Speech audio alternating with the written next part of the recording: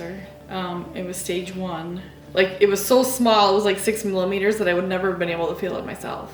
But when they told me that I was in my lymph node, then I had to have chemo. Because I was hoping if it wouldn't have went to my lymph node, I wouldn't have had to have chemo. I just had to have radiation. First 4 treatments I had, it was every other Friday. And the first 4 I had that was the Red Devil. And then the next 4 were Taxol. And that's when I had to sit with my hands and my feet in ice packs the whole time because you can get neuropathy in your fingers. And then we figured out actually that I'm allergic to Taxol. So then I would have back spasms. And so they have to slow my treatment way, way down and give it to me very, very slowly so that it would, instead of the normal pace, so that my body could handle it. Because I was like, I'm not stopping now. We're going to keep going. So Maddie would have been 12 and Ethan 9. Our dog, Cooper, had died the year before because he had cancer. So then Ethan was like, do you have the same kind as Cooper? And because Cooper's name actually was on the back of one of my bags. This will be the last time that I would have my hair like this because I knew at chemo I wouldn't have it anymore. So this was the last picture that I had of my hair. So I tried to really make sure that it looked good. It was just overwhelming, to be honest. Having a strong woman like my wife and then knowing that she's have to go through chemotherapy, going through surgery, going through all these things, all the emotions. It was just tough. It was real tough. But I knew I had to be there for her and be strong for her, which I did my best. A giving heart, I think. When you need a hug, you just give it a hug and it's like you're getting a hug from your family member. One day at a time and you'll get through it. There was days where I was like, I don't think I can take this anymore. But you just gotta keep going. Because there's always a light at the end of the tunnel. I'm not as weak as I thought I was.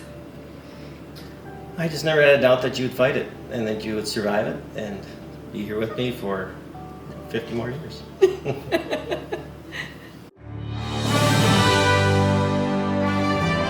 Kind of pretty excited, and I hope all the people that have cancer enjoy it too. I was in the ambulance. That's when I first found out I had cancer.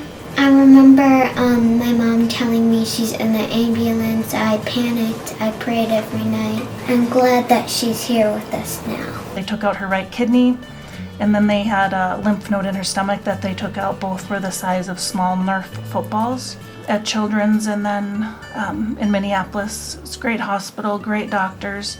Don't know what we would have done without them. I saw God one night. He fixed a thing before a treatment, and there was no nurses on the floor, and I thought it was God. These are courage beads. And they carried that bead in Alaska on a dog sled race. It was on one of the Huskies, so I'm really glad that I got this one because I love dogs. Yellow is each night in the hospital. Blue, clinic visit. Bumpy, overcoming an unexpected challenge. White bead, infusions. The radiation beads were hard. She'd have to lay real still with kind of a little head mask and couldn't move. So it's really hard to leave your 4-year-old scared in a room with strangers. The red ones here are for blood transfusions. Per bag of blood. And the chemo, those are hard. Think of all that going into your little girl, it's really hard. We remember the first night that it happened, we were eating dinner at the hospital and it was like, oh my gosh, here we go. This is the beginning of our journey. Look how much, at the age of 4, she survived everything that she went through. Don't forget these. Sometimes I feel like I can do anything. I just have to believe in myself hard enough and kind of probably remind myself, I have cancer, I'm pretty sure I can do this. If you want to know what my brother wants to be, he wants to be a doctor. Thank you everyone for supporting cancer research and helping the families that went through that stuff. And I think God played a bigger role in our lives after that. It was for a reason that he caused it. Yeah, Romans 8:28. I love you.